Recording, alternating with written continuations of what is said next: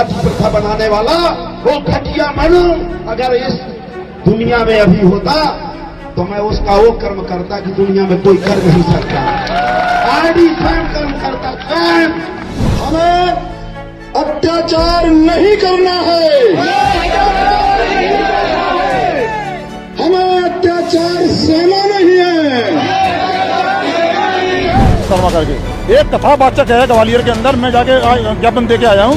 उस कथावाचक उस अपनी पत्नी को पेश करता है कहाँ, अपने गुरुओं को। कि ये बाबा सब जानता है, आगे का भी जानता है, पाछे का भी जानता है। ये मैं एक बूंद भी अगर SC ST पिछड़ा वर्ग के लिए मेरी है तो मैं अपनी जान देने को तैयार हूँ, इनको झुकने नहीं दूंगा। छतरपुर जिले में एक ही मां नहीं पैदा की है जो यहाँ चुनाव लड़ सके। भाई साहब जिंदाबाद, भाई साहब जिंदाबाद। अरे इंकलाब का नशा चढ़ गया OBC के लड़कों पर। डंडे रूपी वोट से वो चहतीले साहब को जिस दिन चुनाव का टाइम आता उसकी मुंडी कुचल दो। जब साहब नहीं रहेगा काटेगा कौन के साथ। इस मंच के सामने से कह रहा हूँ, अखंडवाद ज्यादा दिन चलने वाला नहीं है। तुम्हारे बाप की औकात नहीं, इत्तेहाद में रहोगे ना, क्योंकि मध्य प्रदेश की शासन व्यवस्था को चुस्त कर लीजिए। इंकलाब का नशा चढ़ गया अब बहुजन के लड़कों पर। हमारे नरेंद्र पटेल जी हैं, इनके ऊपर झूठे केस लगाए जा रहे हैं, तो मार भी रहे हैं और रोने भी नहीं दे रहे हैं। इसी SC और ST को हम एकत्रित करना चाहते हैं और इनको एकत्रित करके एक छत के नीचे लाना चाहता हूं मैं। एक मछली पूरे तालाब को गंदा कर देती है, ऐसे ही इनके अंदर है ब्राह्मण समाज में ढोंग का चोला ओढ़कर और ये सबको बदनाम करने फिर रहे हैं। हम ऐसे लोगों पे रोकना चाहते हैं और ऐसे लोगों के खिलाफ कार्रवाई करना चाहते हैं। अरबों रुपए कमाता है, फ्री फोकट का 2 रुपए और कहता मैं बच्चियों की शादी करता हूँ। तुम्हारे बाप ने 1 रुपया दिया था? क्रांतिकारी बन निकल पड़ा है युवा देश की सड़कों पर। हमारे ही समाज का वो खटमल को लाते हैं जो हमारा खून चूसता है। लड़ेंगे चुनाव, तुम्हारे बाप का ठेका लिखा है क्या जिंदगी भर तुम्हारी गुरुवारी करने का।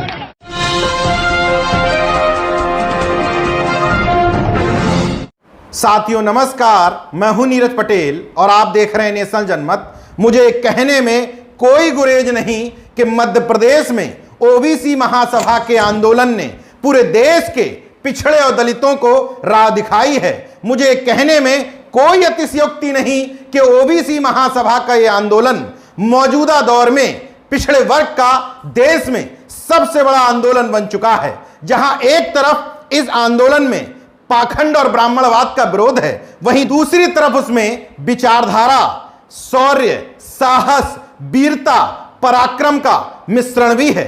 इस आंदोलन की निरंतरता और सफलता की वजह है क्योंकि कोई जाति, कोई व्यक्ति विशेष यहां पर लीड नहीं कर रहा है। OBC महासभा जहां OBC वर्ग का रिप्रेजेंटेशन कर रही है, वहीं भीम आर्मी SC वर्ग का, जय संगठन आदिवासियों का, मतलब OBC SC ST minority complete बहुजन समाज मिलकर के मध्य प्रदेश में पाखंडवाद की चूल्हे हिला रहा है।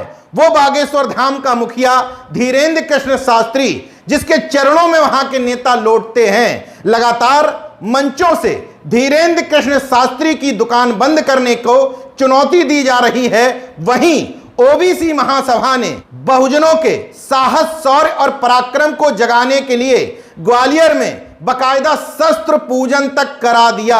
OBC महासभा के बैनर तले ग्वालियर से जैसे ही ये शस्त्र पूजन का वीडियो सामने आया, इसमें OBC वर्ग के लोग अपनी ताकत दिखा रहे थे, वैसे ही मनुवादियों को मिर्ची लगी और आनन फानन में पिछड़े वर्ग के 8 लोगों के शस्त्र लाइसेंस निरस्त किए गए। उनके नाम सुनिए: जगदीश लोधी, धर्मेंद्र बघेल, देवेंद्र सिंह, किशन लोधी, धीरेन्द्र यादव, राधेश्याम लोधी, वासुदेव सिंह, सुनील सिंह। हाँ, शपथ ली जा रही है कि अत्याचार नहीं करना है, अत्याचार नहीं सहना है, ना ही अत्याचार देखना है।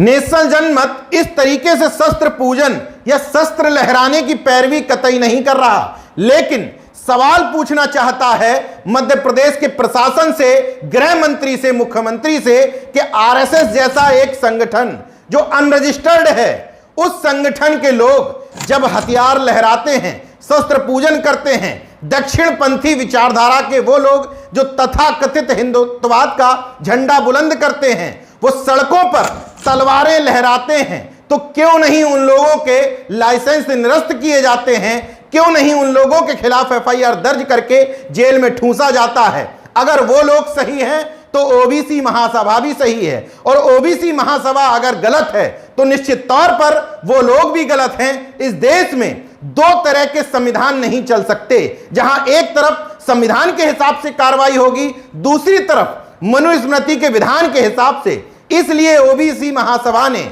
मध्य प्रदेश में ठान लिया है कि हर तरीके से पाखंड, मनुवाद, सामंतवाद, ब्राह्मणवाद की जड़ों पर मट्ठा डालकर ही रहेंगे। हालांकि शस्त्र लाइसेंस निरस्तीकरण की कार्रवाई के बाद ओबीसी महासभा में आक्रोश है। ओबीसी महासभा के महेंद्र सिंह लोधी और धर्मेंद्र कुशवाहा ने कहा कि ग्वालियर में चंबल की धरती पर हम इतना बड़ा आंदोलन और प्रदर्शन करेंगे कि सरकार, शासन, प्रशासन को भी समझ में आ जाएगा कि ओबीसी महासभा से खिलवाड़ करना अब ठीक नहीं। मध्य प्रदेश के इस आंदोलन की खूबसूरती यह है कि यहां कोई छोटा भाई बड़ा भाई की भूमिका में नहीं है। हर आंदोलन के बाद एक नया क्रांतिवीर निकल करके आता है। मध्य प्रदेश के छतरपुर में जो आंदोलन हुआ था उसमें पूर्व विधायक, जिनका बेटा वर्तमान समय में राजेश प्रजापति भारतीय जनता पार्टी से चंदला से विधायक है, उन्होंने मुखर तौर पर न सिर्फ भारतीय जनता पार्टी के प्रदेश अध्यक्ष बीडी शर्मा, गृह मंत्री नरोत्तम मिश्रा, वीरेंद्र खटीक जो केंद्रीय मंत्री हैं, मुख्यमंत्री शिवराज सिंह चौहान और बागेश्वर धाम के मुखिया धीरेन्द्र कृष्ण शास्त्री को खरी खोटी सुनाई, बल्कि कहा कि पूरा जीवन अब इस मिशन के लिए ही समर्पित कर दूंगा। आरडी प्रजापति ने क्या क्या कहा वो आपको सुनाऊंगा, लेकिन समझ लीजिए कि छतरपुर में यह आंदोलन क्यों किया गया था। ओबीसी महासभा छात्र मोर्चा की प्रदेश अध्यक्ष ऋचा पटेल नेशनल जनमत से बातचीत में बताती हैं कि यहां भी मामला एक पाखंडी कथावाचक और पुजारी का था। छतरपुर में एक ब्रह्मेश्वर धाम है, वहां का मुखिया है लवलेश तिवारी, उसने पटेल समाज की एक महिला के साथ दुष्कर्म किया। ओबीसी महासभा के दबाव के बाद उस पर एफआईआर दर्ज की गई, उसको जेल भेजना पड़ा। लेकिन जब वो जेल से बाहर आया तो जिस महिला ने दुष्कर्म के आरोप लगाए थे, उनके पति देवी सिंह पटेल और ओबीसी महासभा के दो पदाधिकारियों कृष्ण कुमार पटेल, नरेंद्र पटेल पर एक दूसरी महिला से दुष्कर्म के आरोप लगाते हुए क्रॉस एफआईआर करवा दी गई और इन लोगों को जेल भेज दिया गया। हालांकि ओबीसी महासभा के दबाव के बाद आनन फानन में जमानत मंजूर करवा करके इन तीनों को जेल से बाहर निकलवाया गया। वैसे तो छतरपुर के आंदोलन में हजारों लाखों की भीड़ जमा हुई थी, लेकिन सबसे ज्यादा चर्चित हुआ भाषण पूर्व विधायक आरडी प्रजापति जी का। उन्होंने पिछड़े और दलित वर्ग के नेताओं के लिए कहा कि जो भारतीय जनता पार्टी में हैं वो उस बल्ब की तरह हैं जिनके लिए करंट नागपुर से भेजा जाता है, इसलिए जितना करंट आता है उतना बोलते हैं, उतना चलते हैं। इस भाषण के चर्चित होने के बाद उनकी गाड़ी पर हमला भी किया गया और हमला करने के बाद जिन 4 लोगों पर एफआईआर दर्ज करवाई, उससे समझ लीजिए कि वहां लड़ाई सीधे सीधे की है। अरुण मिश्रा, अमित द्विवेदी, तुलसी मिश्रा, दीपांशु महाराज, क्या कुछ कहा था भाषण में जिससे मनुवादियों को मिर्ची लग रही है, सुन लीजिए। अरे आप ये सोचिए, अपने देश का प्रधानमंत्री पिछड़ा, अपने देश का राष्ट्रपति हमारी बहन एसटी की, और हमारे प्रदेश का मुख्यमंत्री पिछड़ा, हमारे प्रदेश का राज्यपाल पिछड़ा, महामहिम राज्यपाल, और ये अपनी समाज की गिनती ही नहीं करा पाए और उनसे आप मांग रहे हो। अरे भैंसिया से दूध मांगो तो दे देगी, पड़वा के सामने चुकरिया लगाए बैठे हो, दे देगा क्या? इनका करंट स्वयं का नहीं है। कितने हेलोजन लगा दो, कितने ट्यूबलाइट लगा दो, कितने बल्ब लगा दो, इनका करंट तो आता है आरएसएस कार्यालय नागपुर से, ये स्वयं नहीं दिखाई देगा। आप कितने भी आप बल्ब लगाओ, ट्यूबलाइट लगाओ, लेकिन वो करंट छोड़ दे तो क्या दिखाई देगा? स्वयं बल्ब कहाँ है? दिखाई देगा क्या? अरे आपको सूरज चंद्रमा बनना चाहिए, आपको बनना चाहिए सूरज चंद्रमा स्वयं चमको, अपने समाज के नाम से चमको। और आपको एक चीज और बता देना चाहते हैं बुंदेलखंड के लोग, विशेषकर छतरपुर के लोग, क्या छतरपुर जिले में एक ही मां नहीं पैदा की है जो यहां चुनाव लड़ सके? भाई साहब जिंदाबाद, भाई साहब जिंदाबाद। क्या सब झुनझुना बजाने वाले लोग हैं? जितने नेता हैं सब झुनझुना बजाते हैं, चार बार करते हैं, चूटी खाते हैं। अरे शर्म लगना चाहिए हमारे ऊपर शासन करने वालों, तुम्हें शर्म लगना चाहिए कि तुम्हारा बाप ऊपर से रोता होगा कि हम यहाँ के जमींदार हैं, हम यहाँ के राजे महाराजे हैं और गुलामी उनकी करते हो, बाहर से ये लोग आते हैं। शर्म लगना चाहिए। आप अपने बाप को बाप नहीं कहने लायक हो। आरडी प्रजापति के कह रहे विरोध करते हैं, आरडी ठीक नहीं, आरडी ठीक नहीं। अरे आरडी तो स्वयं विधायक बना, जिला पंचायत बना, मंडी अध्यक्ष बना, लड़का को विधायक बना, जिला पंचायत अध्यक्ष बना। हम तुमसे तो लाख गुना ठीक है, हम तुमसे लाख गुना ठीक है। हम अपने बाप को बाप कहते हैं, अपनी माँ को माँ कहते हैं, हमारे में डीएनए है। अरे गलती तो हम और आपकी है जो आप एक भी विधायक अपना बनाने लायक नहीं हो, एक भी विधायक नहीं। आपको चुल्लू भर पानी में मर जाना चाहिए। रोज हमारे सांप काटता है हमारे भाई को, हमारा बाप मरता है, हमारा बहन मरती है, हमारा भाई मरता है और चिल्लाते मेरा बाप मर गया रे, मेरा भाई मर गया रे। और नाग पंचमी के दिन उसी सांप को एक एक कटोरा दूध लेके जाते हो कि लो नाग बब्बा तुम्हारा जहर समाप्त हो गया है, सो लो पियो, सो तुम अब साल भर हमारे लड़का को काटो। आप डंडे रूपी वोट से, डंडे रूपी वोट से वो जहरीले सांप को जिस दिन चुनाव का टाइम आता उसकी मुंडी कुचल दो। जब सांप नहीं रहेगा काटेगा कौन? जब काटेगा नहीं तो रोएगा कौन? जब रोएगा नहीं तो चिल्लाएगा कौन? मतलब ऐसे निकम्मों को ये लोग लाते हैं, वो खटमल को लाते हैं जो हमारा खून चूसता है। यहाँ का वीरेंद्र खटी का एक शब्द नहीं एससी एसटी के बारे में बोल सकता है, एक शब्द नहीं बोलता है। क्यों? क्या एससी का वोट आप नहीं चाहिए? 70% हम लोग पिछड़े वर्ग के लोग हैं, 70-80%, लेकिन वो बाहर का आदमी लाते हैं। इनको अच्छा डॉक्टर चाहिए, अच्छा इंजीनियर चाहिए, अच्छा वकील चाहिए, अच्छा कलेक्टर चाहिए, अच्छा एसपी चाहिए, लेकिन एससी के नेता खसुआ चाहिए, हिजड़ा, जो न लीपने में बिलैया का गू, जो लीपने न पोतने में गंध भर देता रहे। इनको ऐसा नेता चाहिए, ऐसे नेता को ये पसंद करते हैं। और आप लोग तालियां बजाते हैं, भाई साहब जिंदाबाद। वो गोबर गणेश को तालियां बजाते हो, शर्म लगना चाहिए, शर्म लगना चाहिए। कोई विरोध नहीं किया, आरडी प्रजापति ने विरोध किया। तो जब एससी में भी नहीं दोगे, पिछड़ा में नहीं दोगे, समान में नहीं दोगे तो कब लड़ेंगे चुनाव? तुम्हारे बाप का ठेका लिखा है क्या जिंदगी भर तुम्हारी गुरुवारी करने का? मैं तो माननीय प्रधानमंत्री जी से निवेदन करूंगा, मैं महामहिम राष्ट्रपति जी से निवेदन करूंगा, मैं यहाँ के प्रदेश के मुख्यमंत्री और माननीय राज्यपाल जी से निवेदन करूंगा कि ये बाबा सब जानता है, आगे का भी जानता है, पाछे का भी जानता है। जैसे देशराज पटेरिया कहा करता था कि हमारे यहाँ की पुलिस इतनी है कि 3 दिन पहले पता चल जाता किसके यहाँ चोरी होना, कितने हटके थी। तो ये आदमी सब जानता है। तो हत्या कौन कराता है? बागेश्वर। जब तुम सब जानते हो एक्सीडेंट कैसे होता है, तुम जानते हो, बागेश्वर। बहन बेटियों की इज्जत लूटी जाता कौन कराता है? बागेश्वर। और अरबों रुपए कमाता है, फ्री फोकट का अरबों रुपए, और कहता मैं बच्चियों की शादी करता हूं। तुम्हारे बाप ने 1 रुपया दिया का? गरीबों का करोड़ों रुपए लेकर के डकार रहे हो। और यहां तक कि अभी इनका डीएनए टेस्ट कह रहे थे, किसका? प्रीतम भाई का, कि डीएनए टेस्ट कराना है। अरे पहले अपना बाप का डीएनए टेस्ट कराओ जो दारू पीता है, अपने भाई का डीएनए टेस्ट कराओ जो दारू पीता है। और मेरा मर्डर कर देना, मुझे डर नहीं है। बाबा तो करे मैं का हाल है, चून कर गई चापर हाल है, मुझे मरने का भी डर नहीं है।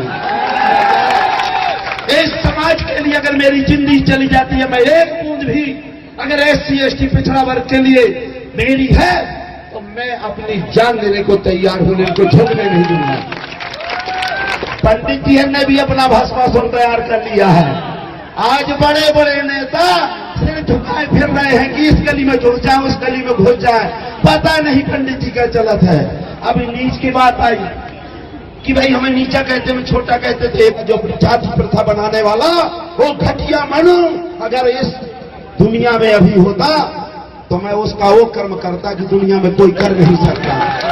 आदि स्वयं कर्म करता स्वयं, क्योंकि जिस जाति में उसमें लिखा है जय वर्णा धमतेली कुम्हारा सुपच के रात कोल कलवारा। हमारा मुंह देखना पाप, हम कुम्हार है ना, मुंह देखना पाप है। अरे तेली का भी मुंह देखना पाप है जो आपके नरेंद्र मोदी जी हैं। तेली कुम्हारा हमारी सुपच किरार शिवराज साहब, इनका भी मुंह देखना पाप है। ये अपने आप को भले ढके रहे लेकिन बोरका पहने रहे, लेकिन लिखा है ये तुलसीदास जी ने लिखा उत्तराखंड में। मेरे बाप ने नहीं लिखा, ना मेरा बाप कुछ पढ़ा लिखा था, अंगूठा लगाता था। ये चमचे, जब तक चमचा का महत्व रहता, काशीराम जी कहते थे जब तक वो सब्जी और दाल उठाकर निकाल करके आपकी थाली में दे, इसी तरह से जब तक ये वोट आपका निकाल कर चमचे देते रहेंगे तब तक उनका महत्व रहेगा। और जिस दिन आपका वोट बंद हो जाएगा उस फेंके हुए चमचा को घूरे में फेंक दिया जाता है। घूरे में उसका कोई महत्व नहीं होता, न समाज को, न जात को, न भेद का। इसलिए चमचों से भी सावधान रहना है। लेकिन ये कहेंगे महाराज वोट तो हमें आप ही देने, लेकिन हमें लाल की पूरी, इनकी लाल टपकती है सवाई की। ऐसा नहीं, इनको थोड़ा देसी मिल जाती है SC ST वालों को, और इनको थोड़ा पिछड़े वालों को थोड़ा ऊपर के मिल जाती है। दोनों लेते हैं। हमें लाल की पीने, हमें मुर्गा खाने, हमें बुकरा खाने, तो फिर 5 साल जूता किसको खाने? गाड़ी ठेका लिखाएगा। अब चिल्लाते हो जूता घला, क्यों ना घला? जो लार की दीदी तो कैसे लग होता है। अब तो कहते हैं मुंह पर घुसड़ दे साले की, हम तो कहते घुसड़ दे मुंह पर। गलती नहीं है, ये स्वयं पिटता है। जब तक हमारा समाज पिटता रहेगा तब तक हम ब्राह्मण ठाकुर को गाली नहीं देना चाहिए। हम स्वयं पिटा हुए हैं, हम अपनी माँ बहनों की इज्जत स्वयं देते हैं। हम अपनी माँ बहनों की इज्जत टूटती है तो हम नहीं बोलते हैं अरे गद्दारो तुम अपनी माँ बहनों के लिए तो तैयार हो जाओ। अरे तुमने जूते खाए, तुम्हारे पर खाने, हमने हमारे बाप के बाप ने जूते खाए। लड़का और नाती के तो बचा लो, और नहीं नसबंदी करवा लो, नसबंदी उन्हीं के लड़का खिलाओ और वोट दो। यही पिछड़ा, यही यही और ये बेवकूफ बनाते हैं, ब्राह्मणों को गाली देते, ठाकुरों को। अरे तुम्हें क्यों नहीं पीने चल दिया कि तुम अपना वोट मत दो अपने आदमी को? तुम स्वयं देखते हो, स्वयं दूसरों के साथ गुलामी करते हो, स्वयं दूसरों को खाते हो, और जूठन खाने में तुम्हें मजा आता है। अरे जूठन खाने वालों, जब तक जूठन खाओगे तुम्हारी बहन बेटियों की इज्जत लुटती रही है और लुटती रहेगी। चाहे आरडी को फांसी में चढ़ा दो, बचने वाला नहीं है। और जिस दिन आप बिकना छोड़ दोगे उसी दिन आपको भारत का कोई आदमी नहीं है कि जो ऐसा हाथ कर ले, ऐसा कोई पैदा नहीं हुआ। बहुत बहुत धन्यवाद। मध्य प्रदेश में ओबीसी महासभा, भीम आर्मी और जयस जैसे संगठनों के साथ आने से मनुवादियों, सामंतियों की चूलें हिल गई हैं। हालत खराब है क्योंकि जवाब देते नहीं बन रहा है। जब बहुजनों की ये मुट्ठी एक साथ बन जाती है तो निश्चित तौर पर इनका संख्या बल ज्यादा हो जाता है, तो किसी की हिमाकत नहीं होती कि इनकी तरफ उंगली उठा के देख दे। ओबीसी महासभा का ये जन आंदोलन इसका गवाह बन चुका है। निश्चित तौर पर मध्य प्रदेश पूरे देश के बहुजन समाज के आंदोलनकारियों के लिए एक नजीर की तरह बन चुका है। देखते रहिए नेशन जनमत, जागरूक और सजग बने रहिए। जय विज्ञान, जय संविधान, जय लोकतंत्र। धन्यवाद।